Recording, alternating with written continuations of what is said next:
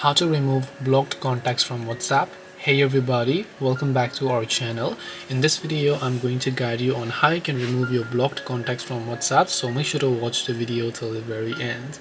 Now, removing your blocked contacts from WhatsApp, let's say you want to do this. So when you block a certain person, if you go to the three dots option, you go to settings, you go to your privacy section here, and then you basically go to block contacts. You will be able to see a list of profiles that you have blocked. Now if I want to unblock them, you can see I have to unblock them and only I can remove them. I cannot remove them until and unless I unblock them.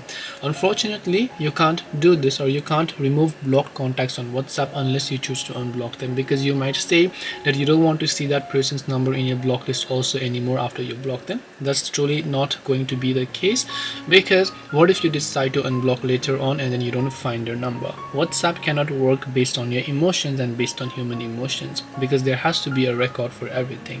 Hope this video helped you. If you have got any questions, then feel free to also leave them down in the comment section below. Thank you for watching till the very end of this tutorial, and see you soon in the next video.